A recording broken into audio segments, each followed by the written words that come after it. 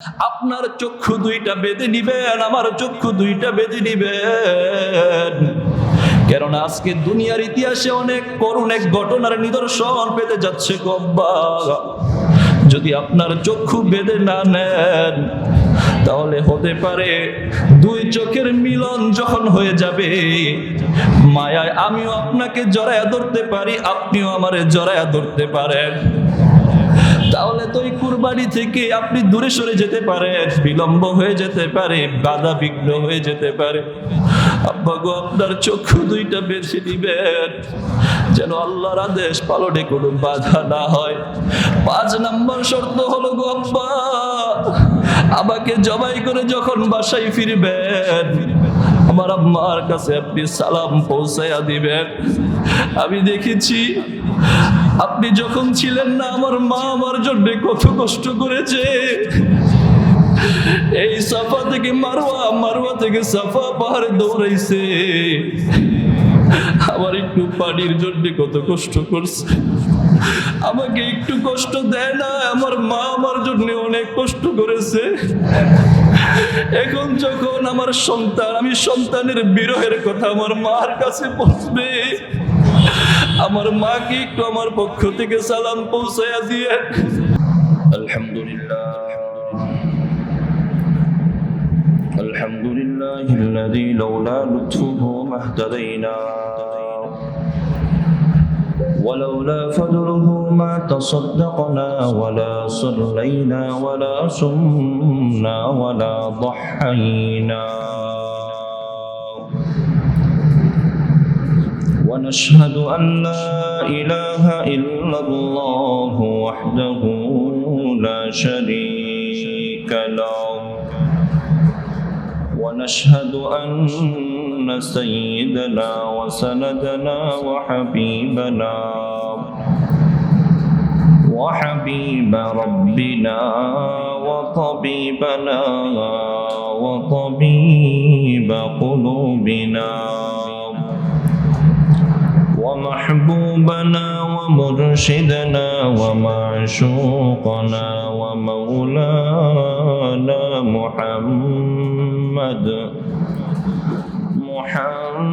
محمدا عبده ورسوله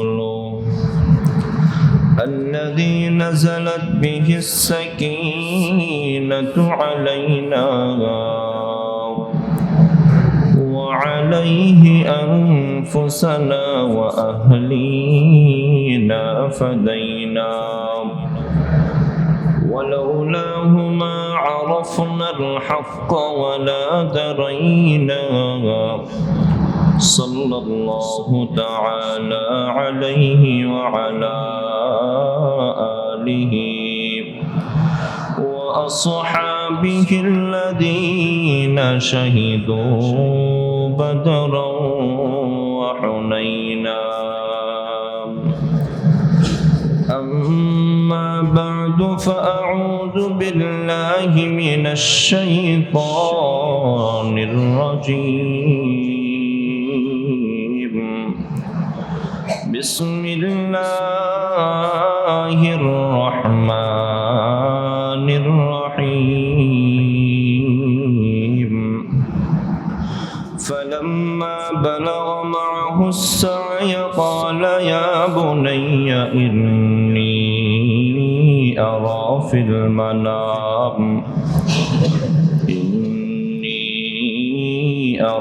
في المنام أني أذبحك فانظر ماذا ترى قال يا أبت افعل ما تؤمر ستجدني إن شاء الله من الصابرين صدق الله مولانا العظيم وصدق رسوله النبي الكريم ونحن على ذلك من الشاهدين والشاكرين والحمد لله رب العالمين محبت شد شكر ইব্রাহিম আল্লাহুম্মা সাল্লি আলা মুহাম্মাদিন ওয়া আলা আলি মুহাম্মাদ কামা সাল্লাইতা আলা ইব্রাহিম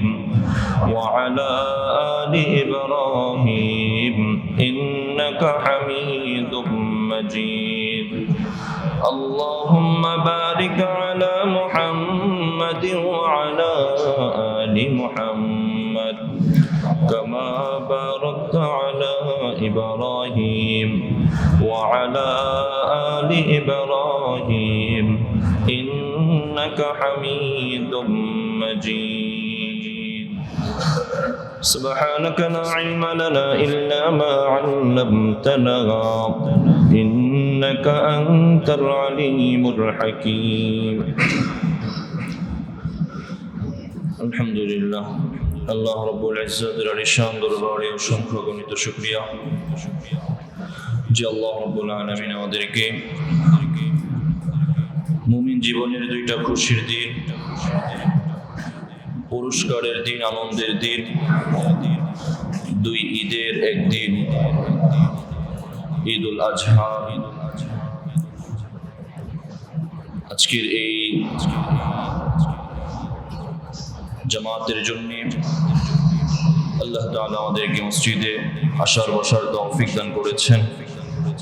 এই জন্য রবের দরবারে অন্তরের অন্তঃস্থল থেকে দিলের জবানে আকাশ বাতাস মুখরিত করে ঈমানের আওয়াজকে বুলন্দ করে সকলে কি বাক্যে কালিমাতুশ শুকর একবার পাঠ করি আলহামদুলিল্লাহ। এটা মুমিন মুসলমানদের জন্য খুশির দিন, আনন্দের দিন। আজকের দিনটায় যখন সকাল করেছেন, কোনো ব্যস্ততা নাই, কোনো পেরেশানি নাই, কোনো অফিসের প্যারা নাই, হ্যাঁ, একদম রিল্যাক্স, আনন্দ, খুশি মুমিন উদযাপন করবে। আজকের এই দিনটা তেমনই একটা দিন। সে আনন্দের দিনই আল্লাহর হাবিব সাল্লাল্লাহু আলাইহি ওয়াসাল্লাম এই দিনটাকে ঘোষণা করেছেন। মুমিন জীবনে দুইটা ঈদ আসে, বছরে দুইটা ঈদ আসে। কিভাবে আসলো? সুনানে আবি দাউদের 1134 নম্বর হাদিসের মধ্যে আল্লাহর হাবিব সাল্লাল্লাহু আলাইহি ওয়াসাল্লাম ফরমান, আনাস ইবনে মালিক রাদিয়াল্লাহু তাআলা আনহু বর্ণনা করেন, عن أنس بن مالك رضي الله تعالى عنه قال قدم رسول الله صلى الله عليه وسلم المدينة ولهم يومان يلعبون فيهما فقال ما هذان اليومان قال كنا نلعب فيهما في الجاهلية আল্লাহর নবীর জলিল কদর সাহাবী হযরত আনাস ইবনে মালিক রাদিয়াল্লাহু তাআলা আনহুর বর্ণনা তিনি বলেন, আল্লাহর হাবিব জনাবে মুহাম্মদুর রাসূলুল্লাহ সাল্লাল্লাহু আলাইহি ওয়াসাল্লাম ফরমান, আনাস ইবনে মালিক রাদিয়াল্লাহু তাআলা আনহু বলেন, আল্লাহর নবী যখন হিজরত করে মদিনায় আসলেন, তিনি দেখলেন ওয়ালাহুম ইয়াউমান ইয়ালআবুনা ফীহিমা, মদিনার ইহুদিগণ দুইটা দিনে আনন্দ উৎসব করে, আনন্দ উল্লাস করে। নবী বললেন, মা হাযানিল ইয়াউমান, এই দুইটা দিন কোন দিন যেই দুই দিনে তোমরা আনন্দ উল্লাস করো? ইহুদিরা বলল, কুন্না নালআবু ফীহিমা ফিল জাহিলিয়া, আমরা জাহিলি যুগ থেকে, পূর্বের যুগ থেকে, আগের যুগ থেকে, আগে থেকে এই দুইটা দিন আনন্দ করে আসতেছি, তাই এই দুইটা দিনে এখন আনন্দ করতেছি। আল্লাহর হাবিব সাল্লাল্লাহু আলাইহি ওয়াসাল্লাম বললেন, ইন্নাল্লাহা ক্বাদ আবদালাকুম খায়রাম মিনহুমা, আল্লাহ তাআলা তোমাদেরকে এই দুইটা দিনের পরিবর্তে আরো দুইটা দিন দান করেছেন। ওই দুইটা দিন হলো, একটা হলো ঈদুল ফিতর আর একটা হলো ঈদুল আযহা। ইহুদিরা আনন্দ করে, তো মুমিন আনন্দ থেকে বঞ্চিত হবে? না না না, মুমিনকেও আল্লাহ তাআলা দুইটা আনন্দ দিয়েছেন, একটা হলো ঈদুল ফিতর আর একটা হলো ঈদুল আযহা। আজকে আমরা যেটা উপস্থিত হয়েছে এটা হলো ঈদুল আযহা। হাসান বসরি, বিখ্যাত তাবিঈ হাসান বসরি রাহিমাহুল্লাহ বলেন, আম্মা ঈদুল ফিতরি ফাসসালাতুন ওয়া সাদাকাতুন, ঈদুল ফিতর হলো দুই জিনিসের নাম, একটা হলো সালাত আদায় করা আর একটা হলো সাদাকা দেওয়া, সাদাকাতুল ফিতর আদায় করা। ঈদুল ফিতরে দুইটা কাজ ছিল। ওয়া আম্মা ঈদুল আযহা ফাসালাতুন ওয়া নুসুকুন, আজকের এই দিন ঈদুল আজহা, এটাও দুই জিনিসের নাম। একটা হলো সালাত আদায় করা, আর একটা হলো কুরবানি করা। আজকের দিনেও দুইটা কাজ আছে, একটা হলো সালাত আদায় করা, যেটার জন্য আমরা উপস্থিত হয়েছি, আর একটা হলো এখান থেকে গিয়ে কুরবানি করা। যারা আমরা কুরবানির নিয়তে ইতিমধ্যে পশু ক্রয় করেছি, বাসায় রেখে আসছি প্রস্তুত, আমরা যেন সহি নিয়তে আল্লাহর কাছে মাকবুল ভাবে কুরবানি করতে পারি, আল্লাহ তৌফিক দান করেন। এই যে কুরবানি, কুরবানি কোথা থেকে আসলো জানার দরকার আছে না? অনেক লম্বা ঘটনা। আজকে শুধু জানবো আমরা যে সুন্নাহটা মানি সেটা কোথা থেকে আসলো। সুনান ইবনে মাজাহ 3127 নম্বর হাদিসের বর্ণনা। আল্লাহর হাবিব সাল্লাল্লাহু আলাইহি ওয়াসাল্লাম এর কাছে এক সাহাবী আসলো। ক্বালু ইয়া রাসূলুল্লাহ, এক সাহাবী এসে বলল, ইয়া রাসূলুল্লাহ, ইয়া হাবিবাল্লাহ, মা হাদাল আদাহি, এই যে কুরবানির এটা আছে, এটা কি জিনিস, এটা কোন দিন, এটা কিভাবে, এটা কোথা থেকে আসলো? আল্লাহর নবী বললেন, সুন্নাতু আবিকুম ইব্রাহিম, এটা হলো তোমাদের ওই পিতা ইব্রাহিম আলাইহিস সালাতু ওয়াস সালামের সুন্নাত। এটা কার সুন্নাত? ইব্রাহিম আলাইহিস সালাতু ওয়াস সালামের সুন্নাত। আমার ভাই পয়গম্বর ইব্রাহিম আলাইহিস সালাতু ওয়াস সালাম এবং তার সন্তান ইসমাঈল, এই দুইজন থেকে আল্লাহ তাআলা হজ এবং কুরবানির অনেক নিদর্শন এই উম্মতের জন্য আল্লাহ রেখে দিয়েছেন। আমি হজের সময় অনেকগুলো নিদর্শনের কথা বলেছি, আজকেও বলবো। পয়গম্বর ইব্রাহিম আলাইহিস সালাতু ওয়াস সালামের যে সুন্নাতগুলো আজকে আমরা বাস্তবায়ন করতেছি, আমার ভাই সূরাতুস সাফফাতের মধ্যে বিস্তারিত আলোচনা এসেছে। সূরাতুস সাফফাতের 99 নম্বর আয়াত থেকে ধারাবাহিক আল্লাহ তাআলা এই পয়গম্বর ইব্রাহিম আলাইহিস সালাতু ওয়াস সালামের এই কুরবানির নিদর্শন পেশ করেছেন। 99 নম্বর আয়াতে পয়গম্বর ইব্রাহিম আলাইহিস সালাতু ওয়াস সালাম আল্লাহর কাছে দোয়া করেছিলেন, রব্বি হাবলি মিনাস সালিহিন। পয়গম্বরের যখন 80 বছর বয়স, কোনো সন্তান আল্লাহ দিচ্ছেন না, কোনো সন্তান হচ্ছে না, বার্ধক্যে উপনীত হয়ে গিয়েছেন, তখন আল্লাহর কাছে দোয়া বন্ধ করেন নাই। আল্লাহর কাছে দোয়া করেছেন, আল্লাহ রব্বি হাবলি মিনাস সালিহিন, আপনি আমাকে একটা সৎ নেক সন্তান দান করেন। আল্লাহও একটা সন্তান দান করলেন, সন্তানের সুসংবাদ জানিয়ে দিলেন, ফাবাশশারনাহু বিগুলামিন হালিম। আল্লাহ বললেন, পয়গম্বর, আমি আপনাকে একটা ধৈর্যশীল সন্তানের সুসংবাদ দান করলাম। ধৈর্যশীল সন্তানের কথা কেন বললেন? কারণ একটু পরে সন্তান ধৈর্যের পরীক্ষায় উত্তীর্ণ হবে, ধৈর্যের নিদর্শন পেশ করবে। আল্লাহ সন্তানের এই সুসংবাদ যখন জানাইয়া দিলেন, বার্ধক্যের বয়স 90, 97, 100তম বয়সের মধ্যে যখন সন্তান পাইলেন, বুড়া বয়সে সন্তান পাইলে সন্তানের প্রতি মায়া কম না বেশি? সন্তানের প্রতি মায়া বেশি। আল্লাহ দেখতে চান, পয়গম্বর, আমার আপনার সাথে মুহাব্বতের চেয়ে সন্তানের মুহাব্বত আপনার কাছে বেশি হয়ে গেল কি না? পয়গম্বর পরীক্ষা দেন, পরীক্ষার জন্য প্রস্তুত হয়ে যান। পয়গম্বর ইব্রাহিম আলাইহিস সালাতু ওয়াস সালাম জীবনে অনেক পরীক্ষা দিয়েছেন। আল্লাহকে বললেন, ঠিক আছে, পরীক্ষার জন্য আমি প্রস্তুত আছি। আল্লাহ তাআলা যখন সন্তানটা একটু বড় হলো, কতটুকু বড়? কুরআনে আল্লাহ বলেন, ফালাম্মা বালাগা মাআহুস সা'য়া ক্বালা ইয়া বুনাইয়া।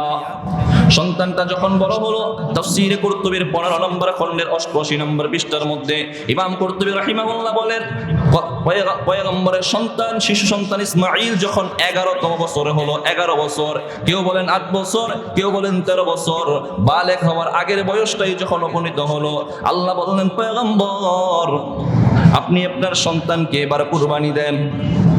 এর আগে আরো ঘটনা গিয়েছে, সন্তান যখন দুনিয়াতে ভূমিষ্ঠ হলো, আল্লাহ বললেন, পরীক্ষা দেন। পরীক্ষা কি? পরীক্ষাটা হলো আপনি আপনার সন্তানকে মক্কার প্রান্তরে রেখে আসেন, দেখি কার মোহাব্বত বেশি। যদি আমার মোহাব্বত বেশি হয় তাহলে সন্তানকে রেখে আসতে পারবেন, যদি সন্তানের প্রতি মোহাব্বত বেশি হয় তাহলে সন্তানকে রেখে আসতে পারবেন না। ঠিক আছে, আল্লাহর আদেশ, সন্তানকে নিয়ে চলে রওনা হলেন। সাথে মা হাজেরা সন্তানকে নিয়ে যখন মক্কার ওই মরুভূমির প্রান্তরে, যেখানে কোনো খাবার নাই, যেখানে কোনো পানির ব্যবস্থা নাই, অল্প কিছু খেজুর এবং পানীয় দিয়ে সন্তান এবং তার মা হাজেরাকে রেখে চলে যাচ্ছেন। ভিতরে পাথর জমা করে সন্তানকে রেখে যখন চলে যাচ্ছেন, এক কদম সামনে দেন, দুই কদম সামনে দেন, হাজেরা ডাক দিয়ে গেল, ও আল্লাহর খলিল, আপনি আমাদেরকে কার কাছে রেখে যাচ্ছেন? একবার, দুইবার, তিনবার যখন ডাক দিলেন, পয়গম্বর আল্লাহর কাছ থেকে জবাব দিয়ে জানায়া দিলেন, আমি তোমাদেরকে আল্লাহর হাতে সুপর্দ করে গেলাম। কার হাতে দিয়ে গেলাম? আল্লাহর হাতে দিয়ে গেলাম। তখন হাজেরা বললেন, ইন্নাল্লাহা লা ইউদিউনি, আল্লাহর হাতে যেহেতু আমাদেরকে সুপর্দ করে দিলেন, নিশ্চয়ই আল্লাহ আমাদেরকে কোনো ক্ষতি করবেন না। ভরসা আছে কার উপর? আল্লাহর উপর। অল্প কিছু খেজুর পানি এই মরুভূমির প্রান্তরে অল্প কিছুদিন পরে শেষ হয়ে যাবে। একটা একটা খেজুর শেষ হচ্ছে, অল্প অল্প পানি শেষ হয়ে গিয়েছে। এবার খাবার নাই, খাবার না থাকার কারণে হাজেরার স্তনের মধ্যে দুধও নাই। দুধ না থাকার কারণে সুসন্তান ইসমাঈল কান্নায় তরফতে থাকে, কান্নায় ছটফট করতে থাকে। মা হাজেরা এবার পানির জন্য খুঁজতেছে কোথায় পানি পাওয়া যায়। শিশু সন্তানকে মক্কার কাবার প্রান্তরে রেখে এবার হাজেরা পানির জন্য দৌড়ায়। পানির জন্য এবার সাফায় গিয়েছে। সাফা পাহাড়টা একটু উঁচু, আবার মারওয়া পাহাড়টা উঁচু। উঁচুতে উঠে দেখে সন্তান ঠিক আছে কিনা, এবার পানির জন্য দৌড়ায়। একটু যখন সামনে যায়, সাফা থেকে যখন নামে, তো ওই জায়গাটা একটু ঢালো, ওই জায়গা থেকে সন্তানকে দেখা যায় না। আমার সন্তানকে কেউ মেরে ফেললো কিনা, আমার সন্তানকে কেউ নিয়ে গেল কিনা, এই জন্য এই জায়গাটার মধ্যে একটু দৌড় দিয়েছিলেন। আল্লাহর কাছে এই দৌড়টা তো পছন্দ হয়ে গিয়েছে।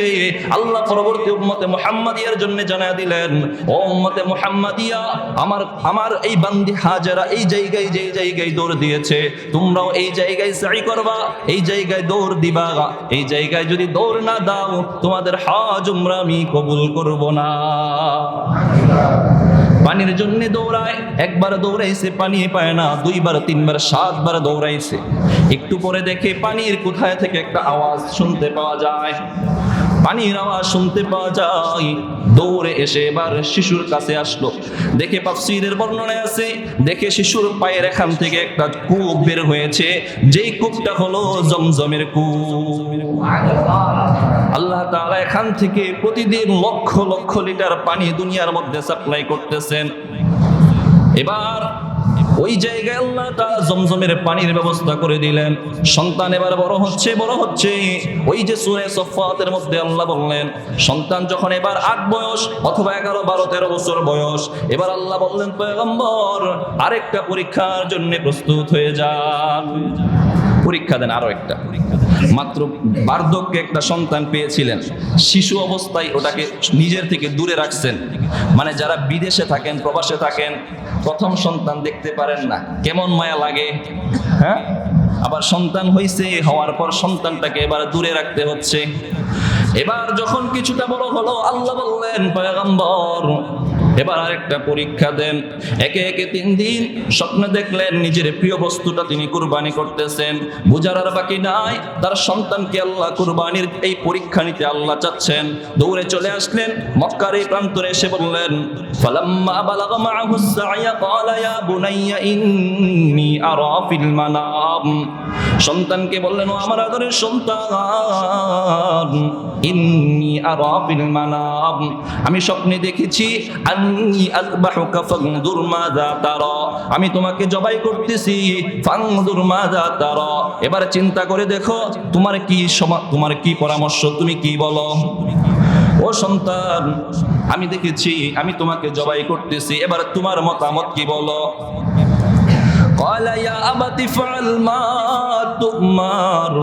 সন্তান তো এমন সন্তান, যেই সন্তান ভবিষ্যতে হবেন পয়গম্বর। আল্লাহ জানিয়ে দিয়েছিলেন, ও পয়গম্বর আমি আপনাকে ধৈর্যশীল সন্তানের সুসংবাদ দান করলাম। ধৈর্যশীল সন্তান যিনি ভবিষ্যতে পয়গম্বর হবেন, তার জবাবটাও এমন জবাব। তিনি বললেন, ও আব্বা, আল্লাহর পক্ষ থেকে আপনি যেমন আদিষ্ট হয়েছেন, যেমন আদেশ আপনি পেয়েছেন, আপনার আদেশ আপনি বাস্তবায়ন করেন। আপনার আদেশ বাস্তবায়নের ক্ষেত্রে আপনি আমাকে পূর্ণ ধৈর্যশীলের অন্তর্ভুক্ত পাবেন, পূর্ণ ধৈর্যশীলের অন্তর্ভুক্ত পাবেন। আপনার কোনো ব্যাঘাত হবে না। আব্বা চলেন, আপনার যা আল্লাহর পক্ষ থেকে আদেশ হয়েছে বাস্তবায়ন করেন। আমি রাজি আছি, এবার চলেন। সন্তানকে নিয়ে এবার রওনা হয়েছেন, সন্তানকে নিয়ে রওনা হয়েছেন, সন্তানকে নিয়ে যাচ্ছেন। এবার সন্তানকে নিয়ে যেতে শয়তান বাধা দেয়। এজন্যই হাজিরা জামারাতের মধ্যে পাথর নিক্ষেপ করে, একবার দুইবার তিনবার পাথর নিক্ষেপ করে। আমার ভাই, সময় কম, সময় স্বল্প, এই জন্য সংক্ষিপ্তে বলতেছি। সন্তানকে নিয়ে যখন এই মিনার প্রান্তরে উপস্থিত হয়ে গেলেন, এবার জবাই করবেন। জবাইয়ের জন্য সবকিছু প্রস্তুত। পয়গম্বর শিশু ইসমাঈল বললেন, ও আব্বা, আমাকে যে আল্লাহর পক্ষ থেকে জবাই করবেন, আল্লাহর পক্ষ থেকে আদিষ্ট হয়েছেন, ঠিক আছে। জবাইয়ের পূর্বে আমার 5টা শর্ত আছে। জবাইয়ের পূর্বে আমার 5টা শর্ত আছে। 1 নম্বর শর্ত হলো, আমাকে যখন জবাই করবেন আমার হাত পা দুইটা ভালো করে বেঁধে নিবেন। আমার হাত পা ভালো করে বেঁধে নিবেন, কেননা জবাই একটা অনেক কষ্টদায়ক কাজ। যদি জবাইয়ের কষ্টে আমি নাড়াচড়া করে ফেলি, তাহলে আপনার জবাই করতে কষ্ট হবে, আল্লাহর আদেশ পালনে আপনার বিলম্ব হয়ে যাবে। আমার হাত পা ভালো করে বেঁধে নিবেন। 2 নম্বর, আপনার কাপড় চোপড়টা খুলে নিবেন, কেননা রক্তের ফিনকি দিয়ে যদি আপনার কাপড়ের মধ্যে লেগে যায়, এই কাপড় যদি বাসায় গিয়ে আমার আম্মা দেখে, আমার আম্মা বড্ড কষ্ট পাবেন। ওগো আব্বা, আমি আমার মাকে দেখেছি, আপনি যখন ছিলেন না আমার মা আমার জন্য কত কষ্ট করেছে। আপনি আপনার কাপড়টা খুলে নিবেন, যেন রক্তের ফিনকি আপনার কাপড়ে লাগলে এই কাপড় যেন আপনার আম্মার কাছে না যায়। 3 নম্বর শর্ত হলো, আপনি যখন যেই ছুরি দিয়ে আমাকে জবাই করবেন, এই ছুরিটা ভালো করে ধার দিয়ে নিবেন, কেননা ছুরিটার ধার যদি কম হয়, তাহলে এই ছুরি দিয়ে আমাকে জবাই করতে আপনার কষ্ট হয়ে যাবে, আল্লাহর বিধান পালনে আপনার বিলম্ব হয়ে যাবে গো আব্বা।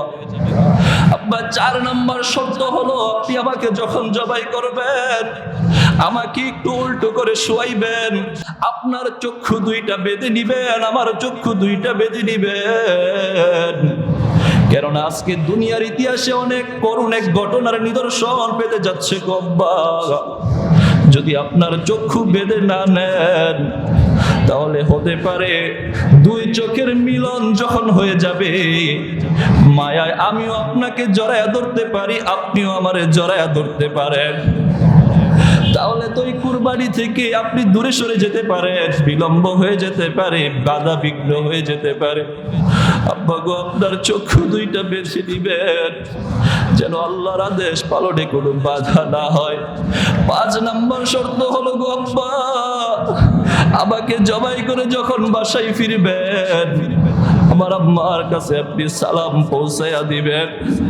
আমি দেখেছি আপনি যখন ছিলেন না, আমার মা আমার জন্য কত কষ্ট করেছে। এই সাফা থেকে মারওয়া, মারওয়া থেকে সাফা পাহাড়ে দৌড়াইছে, আমার একটু পানির জন্য কত কষ্ট করছে। আমাকে একটু কষ্ট দেয় না, আমার মা আমার জন্য অনেক কষ্ট করেছে। এখন যখন আমার সন্তান, আমি সন্তানের বিরহের কথা আমার মার কাছে পৌঁছবে, আমার মাকে একটু আমার পক্ষ থেকে সালাম পৌঁছায়া দিয়ে। পয়গম্বর বাবা, তারপরেও তো নবী পয়গম্বর, আল্লাহর পক্ষ থেকে আদেশ হয়ে গিয়েছে, সব মহল প্রস্তুত হয়ে গিয়েছে, এবার জবাইয়ের জন্য প্রস্তুত। সন্তানকেও সন্তান দেখছেন, কত একটা কিশোর সন্তান কত সুন্দর শর্ত দিয়েছে আল্লাহর আদেশ পালনের ক্ষেত্রে। যখন সবকিছু প্রস্তুত হয়ে গিয়েছে, ছুরিটা উদ্ধার করে নেওয়া হয়েছে। সন্তানের গলায় আবার ছুরি চালায়, ছুরি এবারও চলে না, ছুরি এবারও চলে না। তাফসীরের বর্ণনায় আছে, আল্লাহ তাআলা ছুরির মাথার মধ্যে যেখানে ধার থাকে, প্রথমে সেখানে ওই ধারের মধ্যে ইস্পাতের বেড়ি লাগায়া দিলেন। আল্লাহ বললেন, পয়গম্বর, দুনিয়ার সব কিছু চলে, কিন্তু আমি আল্লাহ চালাই। ঠিক না বে ঠিক? সব কিছুই চলে, কিন্তু আমি আল্লাহ চালাই। আপনাকেও আগুনের মধ্যে নমরুদ ফেলেছিল, আগুনের ক্ষমতা আছে, কিন্তু আমি আল্লাহ আপনাকে জ্বালাই নাই। সবকিছুই চলে, কিন্তু চালায় কে? আল্লাহ চালায়। ছুরিও চলে, ছুরির ধারও আছে, কিন্তু ছুরির মাথার মধ্যে ধার আল্লাহ উঠাইয়া দিয়েছে। যখন 1 বার 2 বার তিনবার এবার আল্লাহ বললেন, ও জিবরিল যাও যাও যাও, জান্নাত থেকে একটা দুম্বা নিয়ে যাও। জান্নাত থেকে একটা দুম্বা এনে পয়গম্বর শিশু ইসমাঈলকে সরিয়ে দিয়ে এবার ইসমাঈলের জায়গায় দুম্বাটা রেখে দিলেন। দুম্বাটা রেখে দিলেন। দুটা চোখই তো বাঁধা, ইব্রাহিম আলাইহিস সালামের চোখও বাঁধা, ইসমাঈল আলাইহিস সালামের চোখও বাঁধা। জিবরাইল আমিন এসে ইসমাঈল আলাইহিস সালামকে সরিয়ে যখন দুম্বাটা রেখে দিলেন, এবার যখন ছুরি চালাইলেন, এবার ছুরি আল্লাহর নামে গলা কেটে জবাই হয়ে গেল।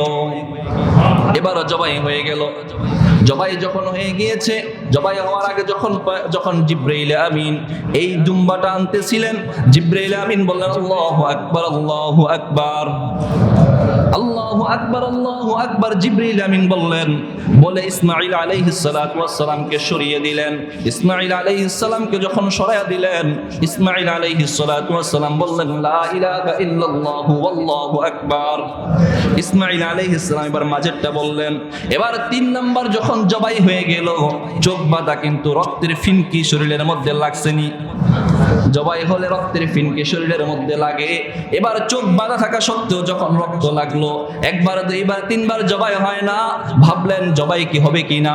এবার যখন জবাই হয়ে গেল, এবার তিনি বললেন, আল্লাহু আকবার, আল্লাহু আকবার, লা ইলাহা ইল্লাল্লাহু, আল্লাহু আকবার, আল্লাহু আকবার, ওয়ালিল্লাহিল হামদ।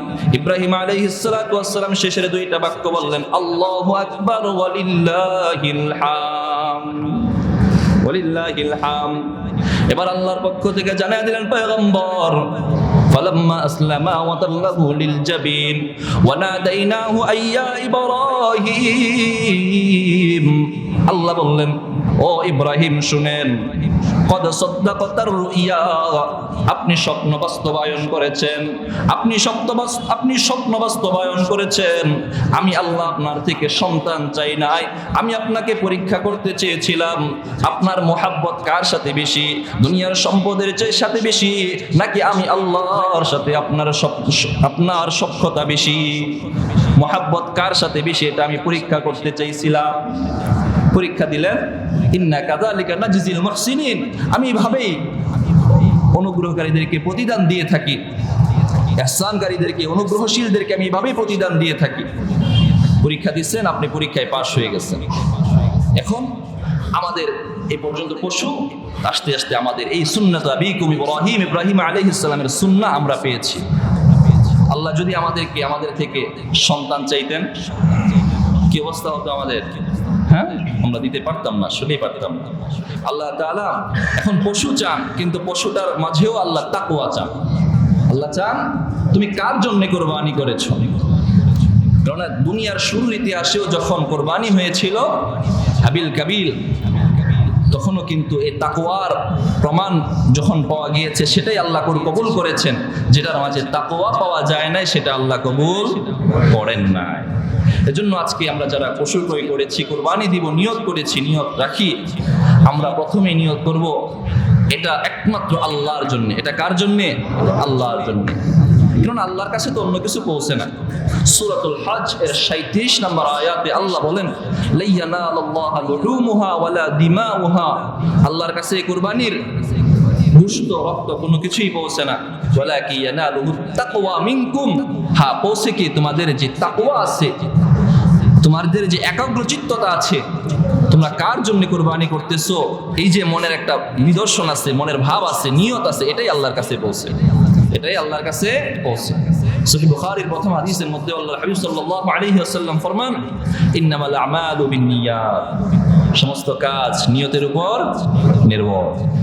আপনি যেমন নিয়ত করবেন তেমনই প্রতিদান পাবেন, তেমনই প্রতিদান পাবেন। আমরা যেন খালেস নিয়তে আল্লাহর জন্য কুরবানি করতে পারি, আল্লাহ তৌফিক দান করেন, বলেন আমিন। মুহতারাম হাজিরিন,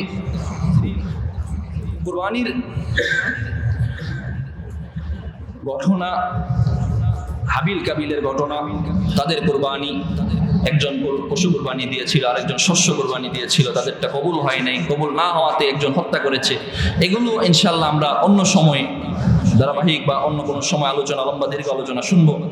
আজকের মজলিস যেহেতু আজকের জামাত, যেহেতু ঈদের জামাত, সময় স্বল্প, তাই কিছু শুধুমাত্র ইঙ্গিত স্বরূপ, যেহেতু আমরা কোথা থেকে এই ঈদটা পাইলাম, ওই যে হাদিস সুনান ইবনে মাজাহ 3127 নম্বর হাদিস, ওই হাদিসের শুধুমাত্র সুন্নাত আবিকুম ইব্রাহিম, আল্লাহর নবী যে বলেছেন এটা ইব্রাহিম আলাইহিস সালাতু ওয়াস সালামের সুন্নাহ, এজন্য সেই জায়গা থেকে কিছু কথা বললাম। আমরা যেন এই সুন্নাহটা অনুসরণ করতে পারি আল্লাহর জন্য, একমাত্র আল্লাহর জন্য। আমরা কুরবানি করব কার জন্য? আল্লাহর জন্য। আল্লাহ বলেন, কুল ইন্না সালাতি ওয়া নুসুকি ওয়া মাহইয়ায়া ওয়া মামাতি লিল্লাহি রাব্বিল আলামিন। আল্লাহ বলেন, হাবিব আপনি বলেন, নিশ্চয়ই আমার নামাজ, আমার কুরবানি, আমার জীবন, আমার মরণ সব কিছু উভয় জাহানের প্রতিপালক এক আল্লাহর জন্য, একমাত্র আল্লাহর জন্য। আমরা বাঁচি মরি একমাত্র আল্লাহর জন্য, সবকিছু করবো আল্লাহর জন্য। পশু যেমনই হয়েছে, যত টাকাই লেগেছে, নিয়ত করবো এটা আল্লাহর জন্য কোরবানি দিচ্ছি, আল্লাহর জন্য কোরবানি দিচ্ছি। সহিভাবে যেন কোরবানি দিতে পারি, আল্লাহ তৌফিক দান করেন, বলেন আমিন। মুহতারাম হাজরিন, ইনশাআল্লাহ আমরা নামাজ, যেহেতু ঈদের নামাজ, আমরা যেটা প্রতিনিয়ত করি সেটার মাঝেও মাঝে মাঝে একটু ভুল হয়ে যায়, মনের ভুলে হয়ে যায়, অজ্ঞতাসারে ভুল হয়। তারপরও ইনশাআল্লাহ নামাজের নিয়মটা বলে দেওয়া হবে, যাতে আমাদের ইয়াদ তাজা হয়, ভুল না হয়। নামাজের কিছু মাসআলা মাসাইল আগেও বলা হয়েছিল। তারপরও ইনশাআল্লাহ এই ঈদুল আজহার নামাজ আমরা যে নিয়ত করে বাসা থেকে এসেছি, প্রথমে এটাই নিয়তটাই যথেষ্ট। কারণ আজকে এই মুহূর্তে তো আমরা জোহরের নামাজ পড়তে আসিনি, ঠিক না? ঈদের নামাজ পড়তে এসেছি, তো নিয়ত এতটুকুই যথেষ্ট। তারপরেও যদি কেউ পারি বললে সমস্যা নেই, তবে এতটুকু মনে রাখা, নিয়ত বলতে গিয়ে আমরা প্রচলিত যে আরবি ভাষায় নিয়ত করি, এটা বলতে গিয়ে যদি আমার তাকবীরে তাহরিমা ছুটে যায়, তাহলে অবশ্যই আমাকে বাংলা বা আরবি এই প্রচলিত নিয়ত বলার চেয়ে তাকবীরে তাহরিমার গুরুত্ব দেয়া আবশ্যক। তাকবীরে তাহরিমার গুরুত্ব দেয়া আবশ্যক। নিয়ত যখন করে দাঁড়িয়ে গেলাম, তখন ইমাম সাহেব আল্লাহু আকবার, আল্লাহু আকবার বলবেন। আল্লাহু আকবার বলে নামাজে দাঁড়িয়ে গেলেন, বলে সানা পড়বেন। সানা পড়ে এবার অতিরিক্ত 3টা তাকবীর বলবেন। এই 3 তাকবীরে, প্রথম 2 তাকবীরে আপনি হাত উঠিয়ে ছেড়ে দিবেন, তৃতীয় তাকবীরে হাত উঠিয়ে বেঁধে ফেলবেন। বেঁধে ফেলে আপনার কাজ শেষ। এবার ইমামকে অনুসরণ করলেন। ইমাম যথা নিয়মে প্রথম রাকাত শেষ করবেন, ফাতিহা কেরাত শেষ করে রুকুতে যাবেন, রুকু থেকে কিয়াম, কিয়াম থেকে আবার সিজদা, সিজদা থেকে যখন 2 সিজদা দিয়ে উঠবেন, দাঁড়াবেন। ইমাম প্রথমে কেরাত পড়বেন, কেরাত শেষ হয়ে যাওয়ার পর 4টা তাকবীর বলবেন।